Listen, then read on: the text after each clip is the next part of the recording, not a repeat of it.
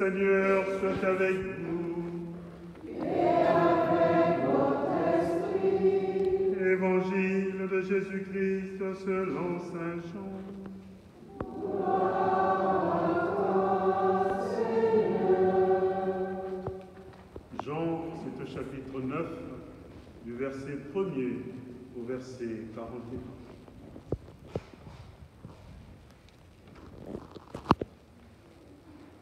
En ce temps-là, sortant du temple, Jésus vit sur son passage un homme aveugle de naissance.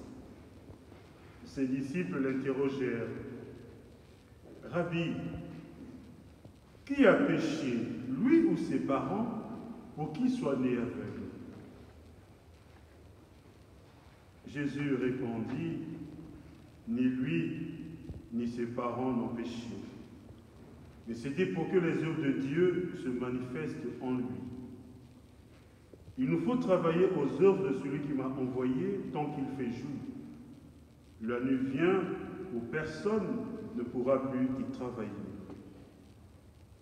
Aussi longtemps que je suis dans le monde, je suis la lumière du monde. » Cela dit, il cracha à terre et, avec la salive, il fit de la boue. Puis il appliqua la boue sur les yeux de l'aveugle et lui dit « Va te laver à la piscine de Siloé. » Ce nom se traduit « envoyé ». L'aveugle y alla donc et il se lava. Quand il revint, il voyait.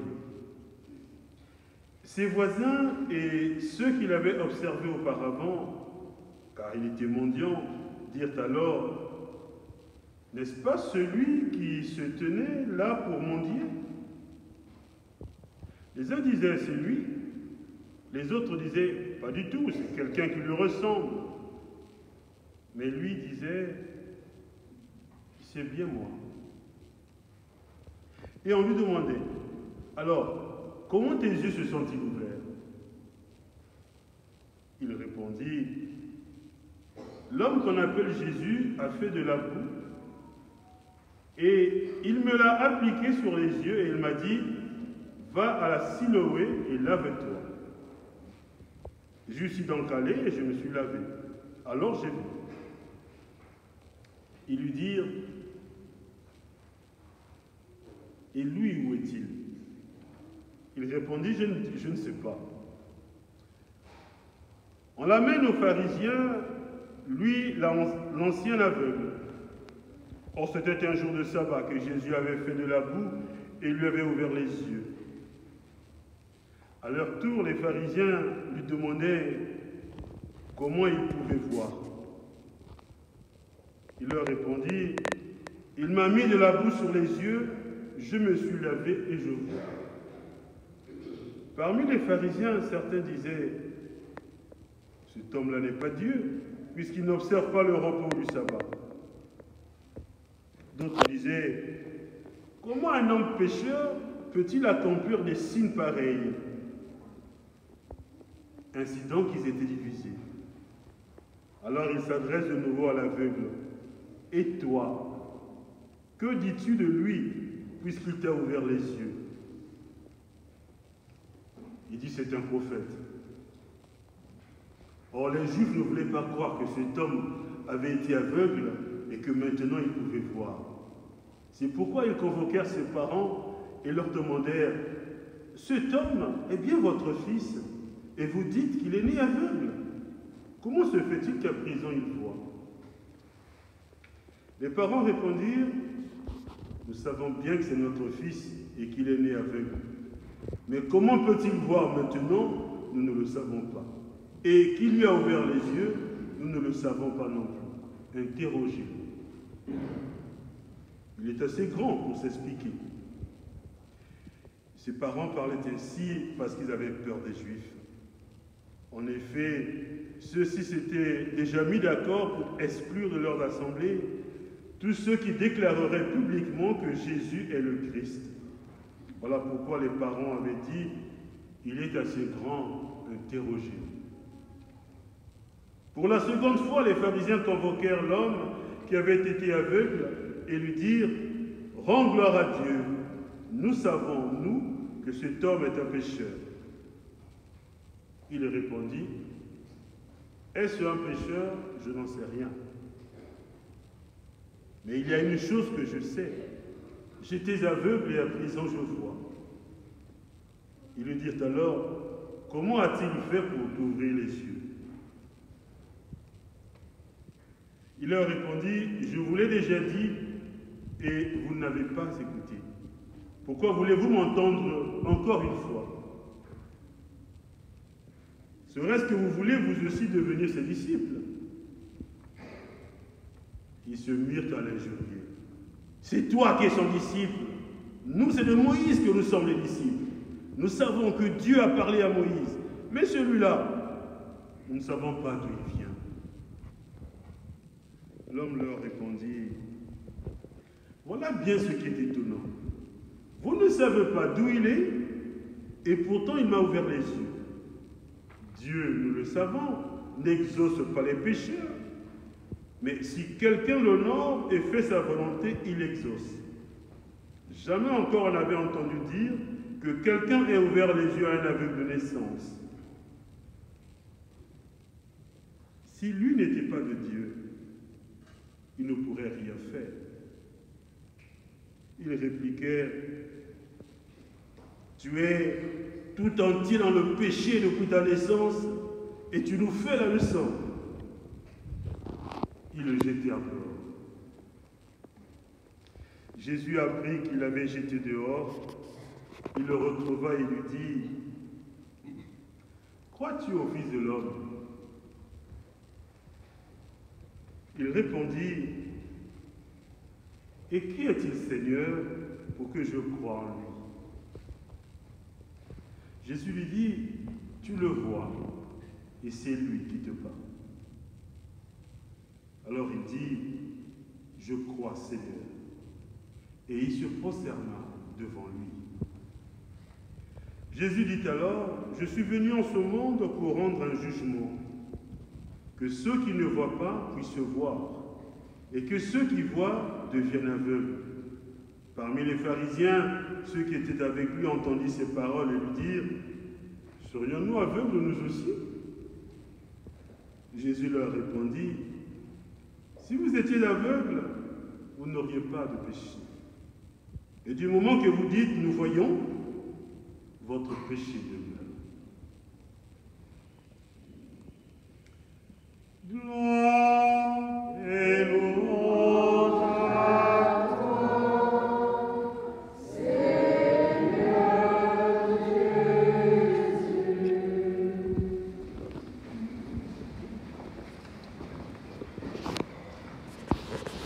Bien-aimés de Dieu, lentement mais sûrement, nous cheminons pendant ce temps de carême, et je disais au début de cette messe, dans ce combat spirituel, puisqu'il nous faut faire du renoncement à nous-mêmes pour choisir le Christ et laisser l'Esprit de Dieu nous conduire. Dans ce combat spirituel, au milieu des ténèbres qui jalonnent notre quotidien, il y a la lumière du Seigneur qui maintenant jaillit et éclaire le chemin. Vous savez, le combat spirituel, c'est depuis le mercredi des cendres. Il y a eu cet épisode de Jésus qui affirme que le Seigneur est le rempart de tout au désert. Il y a eu l'histoire de la Samaritaine, il y a eu la transfiguration, et nous voici à l'aveugle nu.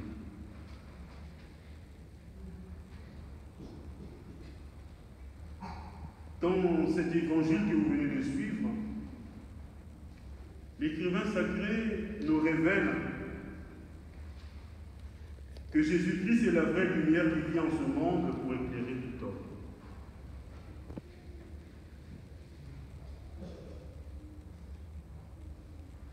Remarquez aussi qu'en ce 4e dimanche, nous sommes passés de l'évangile de Matthieu à l'évangile de Jean.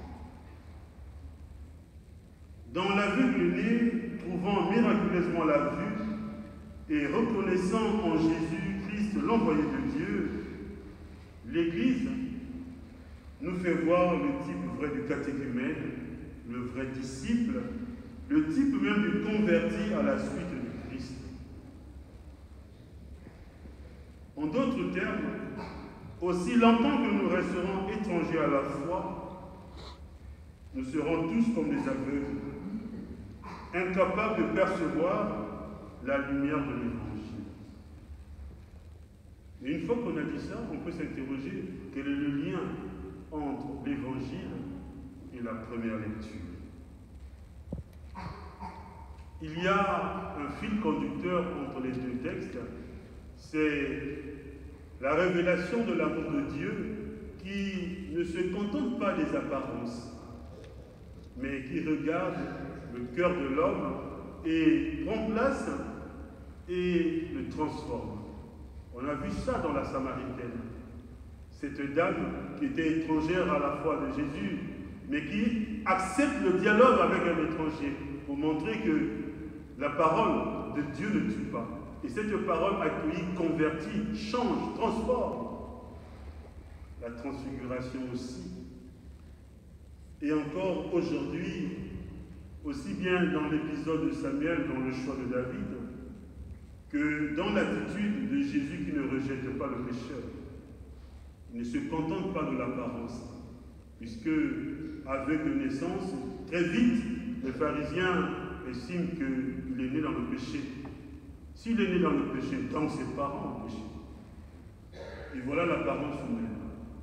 Un jugement trop hâtif que nous faisons souvent, puisque dans le combat spirituel qui est le nôtre, nous n'arrivions pas souvent à accepter ce qui est étranger à nous. Alors très vite, nous nous retrouvons dans un schéma plein de catalogues, au point où, lorsque cela ne correspond pas à ce que nous voulons, nous écartons l'autre. Mais sans avoir dialogué, sans avoir laissé le Seigneur agir en nous, sans avoir accepté que l'autre aussi est image de Dieu comme moi, je juge facilement parce que je ne suis pas d'accord, parce que je ne comprends pas. Mais Dieu n'agit pas ainsi. Dieu ne fait pas selon les calvages humains. Bien-aimés de Dieu, ainsi, puisque nous ne pouvons y parvenir par nous-mêmes, seul l'Évangile est capable d'ouvrir nos yeux à la vraie lumière qui éclaire notre vie. La vraie lumière qui éclaire nos acquis humains et notre sagesse humaine. Souvenons-nous, si le Seigneur est bâti la maison, c'est en vain que nous travaillons. Aujourd'hui encore, le psalmiste nous dit: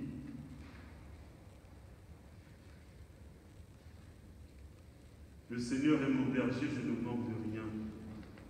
Sur des prés d'herbes fraîches, il me fait reposer. Il me mène vers les eaux tranquilles et me fait revivre.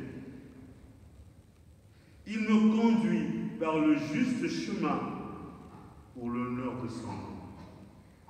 Si je traverse les ravins de la mort, je ne crains aucun mal, car son bâton me guide et me rassure.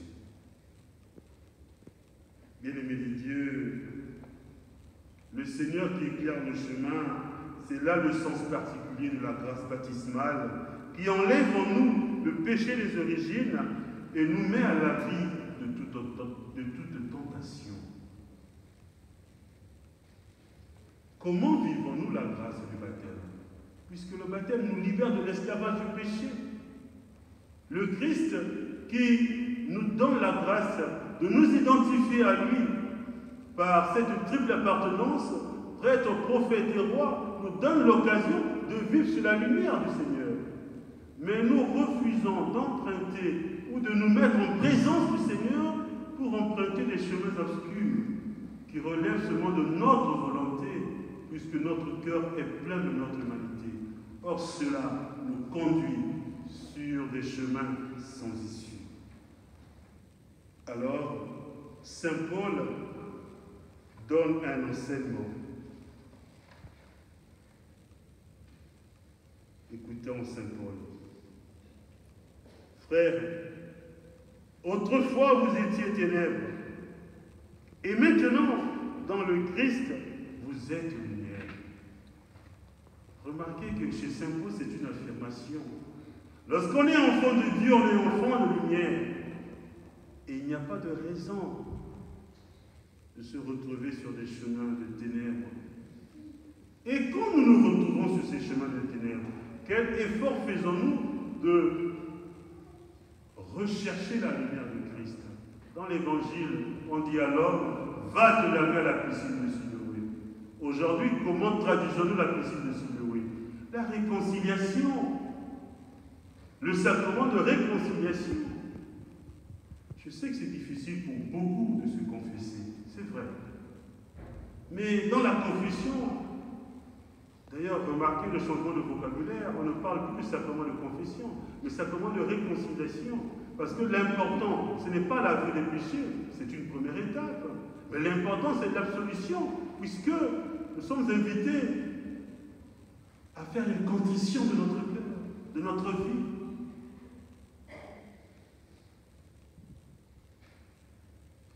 Conduisez-vous en enfant de lumière. Or, la lumière a pour fruit tout ce qui est bonté, justice et vérité. Et sachez reconnaître ce qui est capable de plaire à Dieu. Qu'est-ce qui plaît à Dieu? La droiture d'intention, la pureté du cœur, et non l'apparence. Alors, il y a cette finale de l'enseignement de Paul. Ô toi qui dors, réveille-toi. Relève-toi d'entre les morts, et le Christ t'illuminera. C'est-à-dire, quand on a fait le vœu délibéré de vivre dans les ténèbres, aujourd'hui nous sommes invités à nous démarquer de ce mode de vie pour vivre à la lumière de Christ. C'est-à-dire, laisser le Seigneur nous envahir et vivre en baptisé. Qu'est-ce que ça veut dire vivre en baptisé? Aimer comme Dieu aime, sans a priori, sans jugement aucun. Aimer puisque l'autre en face de moi est amour de Dieu. Alors vous connaissez le chant. Ô toi qui dors, réveille-toi. Non, personne ne connaît. Ô toi qui dors, réveille-toi. Le Christ a brillé. Non, personne. Prions le Seigneur.